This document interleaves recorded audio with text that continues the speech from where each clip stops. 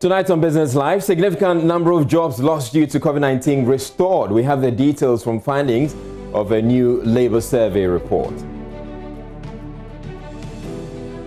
Also, the first tranche of cocoa syndicated loan hits Bank of Ghana's account, a development that will preserve the stability of the cedi.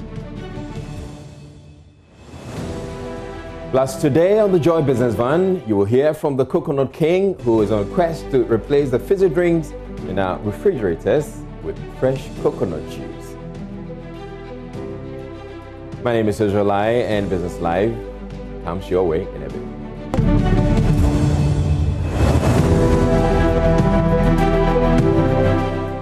A significant number of jobs lost during the lockdown period of COVID-19 have been restored. That's according to research conducted by the Economics Department of the University of Ghana, Legon, and commissioned by the Labour Ministry. This was to help shape labour policy in accordance with the new normal. George Affe has the rest of the story. The survey showed that 11,657 jobs were lost during the first 3 months of the COVID-19 pandemic. These were firms mainly in the micro-sized sectors of the economy. However, shipping and marine subsectors together with finance suffered the least job losses. The report showed that nobody, the public sector, lost his or her job. The Minister of Employment and Labour Relations, Ignatius Bafwewa, revealed this at the annual general meeting of the Ghana Employers Association in Accra. Speaking to Joy Business later, the minister noted that the decision to call back majority of these workers shows that the economy is indeed picking up. One of the revelations of the survey was that, yes, indeed, at the height of COVID, some jobs were lost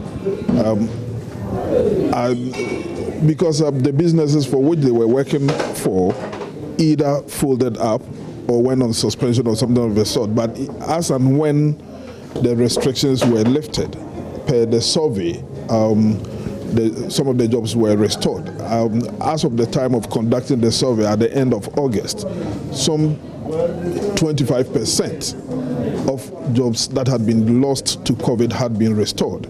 And I want to believe that if the same survey were to be conducted now, the percentage of restoration will have been more than the 24 that was recorded some 2-3 months earlier. Speaking to Joy Business, the Chief Executive of the Ghana Employers Association, Alex Frimpong, said they are committed to recall more staff as long as the situation improves. Well, I think that it has been a very, very difficult year. It has been very challenging. And at the beginning of the year, we least expected those developments to really create a lot of turbulence in the business environment. So it was unexpected, but resilient as businesses are, they've been able to weather the storm. And I'm sure after the stabilization, a lot of them will take off strongly so that they will be on the path or growth for profitability. In a separate development, the Finance Minister, Ken Ofori-Atta, has given the firm assurance of government's commitment to support businesses to aid their recovery post the easing of COVID-19 restrictions. If you look at the economic landscape, we have introduced the GERSAL to support agriculture. We also launched the government 2 billion guaranteed facility to support industry. We have, as you know, created the Ghana Commodities Exchange that is also supporting agriculture. The Ghana Infrastructure Fund is getting more capital to be able to support the work that you need to do. Hospitals, as you know, are being built, and we are going to put a lot of resources into that and expect that industry will rise to the challenge of producing equipment. According to the Ghana Employers Association, the year can be described as an interesting one, looking at all the challenges that they had to deal with. Cocoa Board says it has suspended 2 firms identified in JoyNews investigations on certification licenses. The latest Hotline documentary, Robbing the Poor, by JoyNews' Kwete Nate, showed how some cocoa license buying firms and some players in the industry were abusing the whole certification process. Deputy Chief Executive of Cocoa Board, Dr. Emmanuel Opoku, tells Joy Business the move is a temporary measure pending the outcome of final investigations into the matter. Yeah, I think it's an important disclosure because the media is one of our major stakeholders. We are not everywhere, so this expose, it gives us another insight into what other people are doing just to destroy the system. So I'm happy because then it has given us one side of it. We've taken a swift action this morning. I signed a letter suspending the LBC involved, and then that of the farmer group from any sustainability program. So I'm sure they must have gotten or received a letter. Remember yesterday in explaining to us, you also talked about the committee being set up to look into this. Apart from this suspension again, when is this working of the committee going to take off, and how would their workings and recommendations lead to what some will say that maybe never again? Yes. One, the committee, I haven't even, the chairman hasn't received a letter. The letter has been done this morning, so it will be delivered to him, and I'm sure he's not even aware because he was in my office yesterday before I spoke to you. His committee actually made him the chairman of the same certification, regulations and guidelines for producing and delivering certified cocoa. He chaired it and submitted the report of their committee. It would have been ready a long time ago, but because of COVID. But now they are done. So with this revelation, he is going to take on and investigate, because now he is very well versed in all the processes, and then come up with recommendations as to what action to be taken. They've made certain proposals in that document which they gave me yesterday. But we want specific recommendations. So the immediate action is to suspend the operations of the LBC and the Cocoa Group, who were caught doing this illegal thing. And so the LBC license hasn't been suspended. They can still go ahead and purchase cocoa.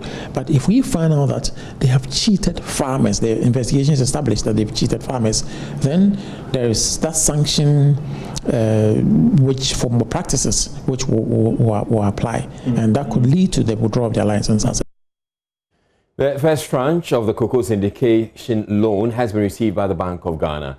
Joy Business understands that about $650 million hit the Treasury account on Tuesday for onward transfer to Cocoa Board. But how will this see in the broader economy? George Yafi has more. The $650 million is part of the total $1.3 billion that was signed with 24 international banks in September this year. The funds are expected to help Cocoa Board pay farmers that have made available beans to the licensed buying companies. Therefore, the immediate impact will be making available to Cocoa Board the needed liquidity to pay these farmers. However, there are other suited benefits with this inflow. Since this money will first hit the Bank of Ghana's foreign account, it will go a long way to boost its reserves, a development that could send signals to investors and traders that the Bank of Ghana is in a strong position to support the Ghana cedi when the need arises. This will now increase the Bank of Ghana's total international reserves to a little over $9 billion ending October this year. The governor of the Bank of Ghana, Dr. Ernest Addison, recently noted that they are planning to increase their reserves by $1 billion before the end of this year, for some an indication of building reserves to possibly withstand perennial first quarter pressure on the local currency. The Ghana cedi has witnessed some pressure over the past few days on the interbank market. The syndicated loan coming in will also help the local cocoa economy in terms of funds being made available to these farmers to help them meet their basic needs and even support their entire dependence, as well as help cocoa production at the local level. The Bank of Ghana says inflation will return to the medium-term target band of 8% plus or minus 2% in the outlook. Charles Nixon Yeboah takes a look at the central bank's rationale behind the optimism. Believes inflation will take a nosedive in the coming months due to receding domestic aggregate demand pressures and a well-calibrated monetary policy stance. The subdued global inflation and well-anchored inflation expectations are also some of the factors that should help push inflation towards the medium-term target band in the outlook. The Bank of Ghana's survey of inflation expectations pointed to heightened inflation projections within the period of August, which was mainly attributed to the impact of the two panic buying episodes on price expectations.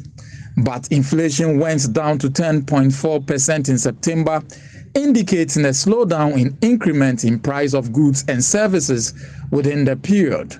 Prices of foodstuffs were the major contributor to the marginal fall in inflation. Going forward, the central bank says key risks to inflation include a possible second-round effect of the rise in transport prices and the unchanged food prices, which has slowed the disinflation process. However, the potential decline in food prices during the impending harvest season could possibly mute the second-round effect. Inflation is projected to return to the central target by the second quarter of next year. The Center of Awareness says it has spent 10 million cedis to improve KOA FS, now KOA mixture. This, the CEO of KOA revealed, was to address concerns raised by the Food and Drugs Authority, as well as invest in the center's infrastructure. Emma Davis was at the relaunch of KOA FS and has filed this report. This, the CEO of KOA revealed, was to address concerns raised by the Food and Drugs Authority, as well as invest into the center's infrastructure.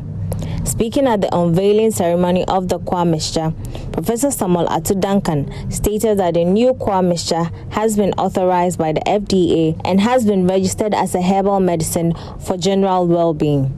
These preventive measures and upliftment of KOA has cost us not less than 10 million Ghana cedis and executed within a span of 4 months.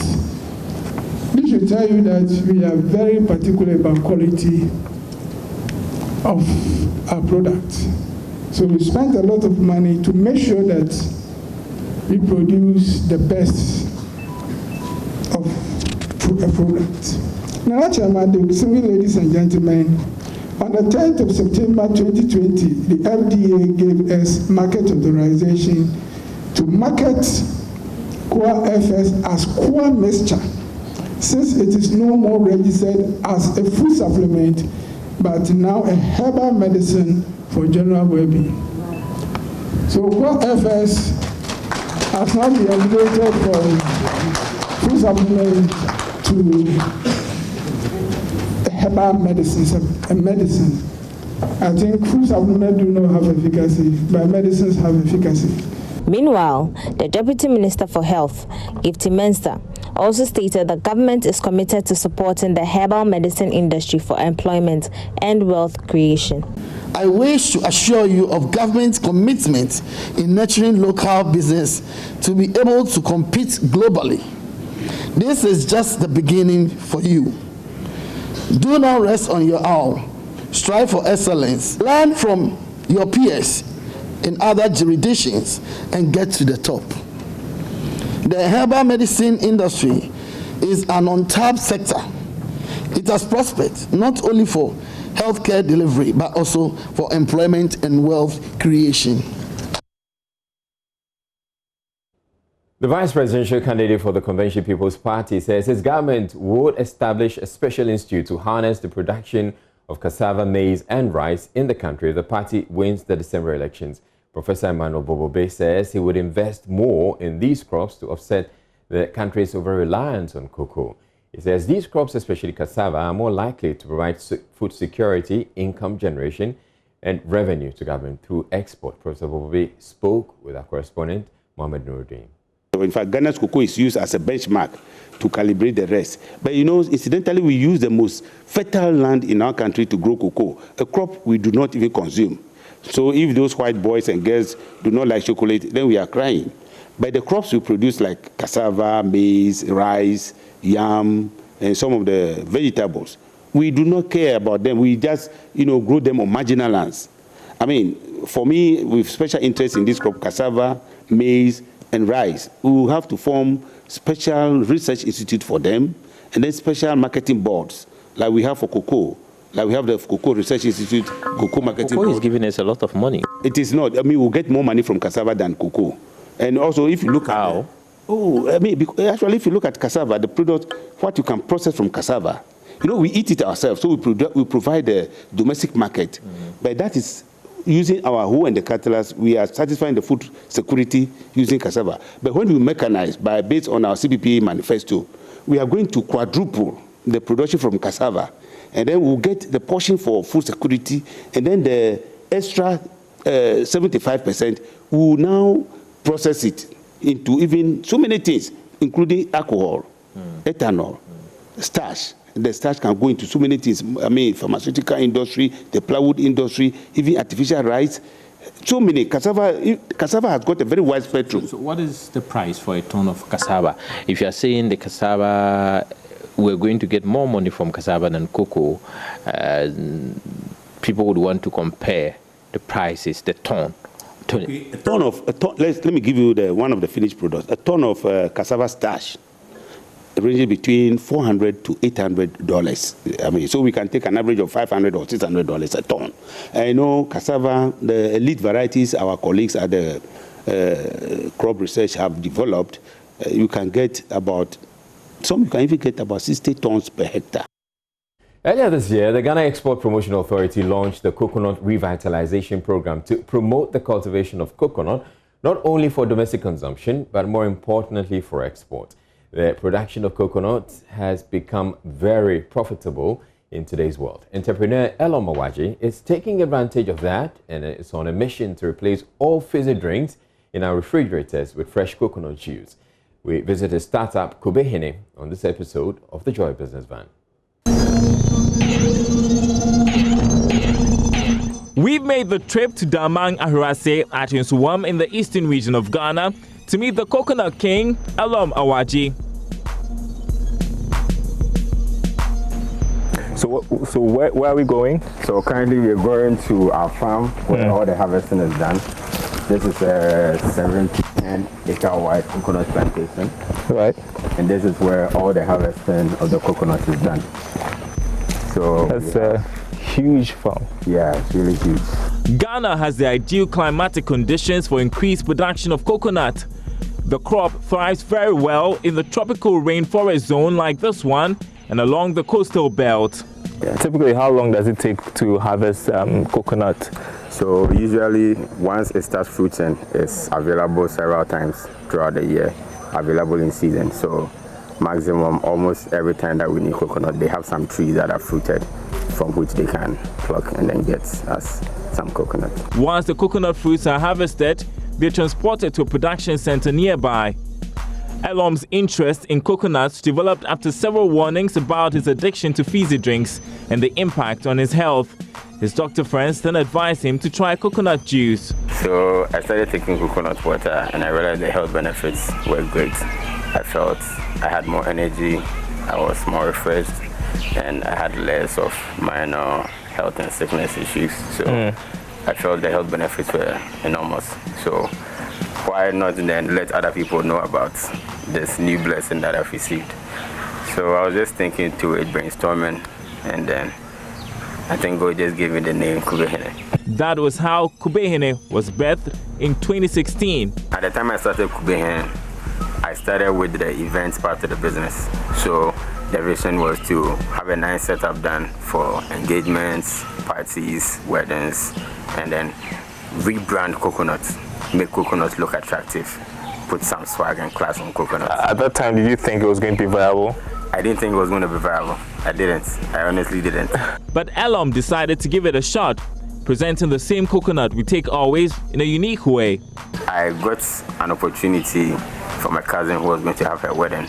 And she said, okay, I can see you trying to start this Kobehene thing, so why don't you come and set up for my wedding? So I set up for her wedding. The setup was nice, and people were enthused about seeing coconut being rebranded today. Wow, is that coconut that has been rebranded this way? It looks very nice. And I had a concept to chill it as well. So that was almost the first time anybody had tasted chilled coconuts. At the beginning, Elom was purchasing the coconuts from the markets till he was able to source directly from the plantation. Then he felt ready to take his business to another level by bottling. Besides, events were seasonal and he needed to get the business stable. After researching a bit on how best to package the fresh coconut juice, Elom got to work. So it's either you pasteurize it, which is heating it over several temperatures, and cooling it down before bottling, or you go with the freezing method. Now, pasteurization makes it lose some of its taste and then its nutritional value because of the high temperatures at which it's boiled. So the preferred method for preservation is freezing. So freezing involves, after bottling, straight goes into freezing below 5 degrees Celsius. And then once it's frozen, you can still maintain the same taste, extend the shelf life to about 21 days, and then it still has the same fresh, tasty feel just like it has in the shell. Once packaging is done, the products are frozen and distributed in and around Accra, thousands of them. Elom is skilled in IT and leverages that to promote his business. He also uses social media and other e-commerce platforms. He explains why effective marketing is crucial for his business. Particularly for our industry, it's a high volume, low margin industry. So you have very little margins on each product, and you need to sell higher volumes to be able to make substantial returns. So you need to really plan and then have your sales and marketing game on point. You need to know how best you're going to market your products and which clientele base are you targeting. Also, one key consideration is the preservation method.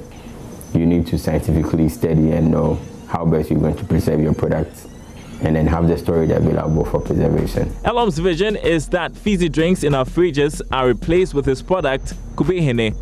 He's targeting the export market too. We're looking at having this packaged in crates of 6, 12, and 24 for exports. So for this, the shelf life is a bit longer than the frozen coconut water. So we'll be able to at least have this exported within a week. It will still get there in good shape, ready for consumption, and people can enjoy our products. Gradually, when we scale up and we have edges that can cure our stuff within a day, then we can be looking at exporting our bottled coconut juice as well. It's been a fulfilling 3 years.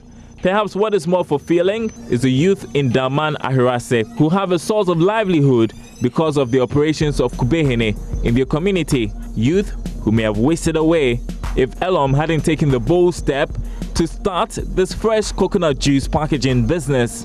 Congratulations to Elom, and we wish him all the best. Now, Egypt Air is reported to have been chosen as a preferred partner in the establishment of a new home-based carrier for the country.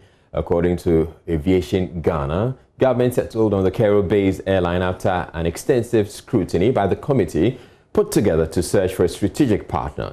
The Aviation Ghana news portal maintained that Egypt Air's proposal can be described as much better than the initial deal put forward by Ethiopian Airlines. Joy Business understands that an MOU is expected to be signed between the two parties in the coming days. All right, and that'll be all for Business Live for today. I'm Israel Live. Thank you very much for watching and have a good evening. Enjoy some Kobehene while at it.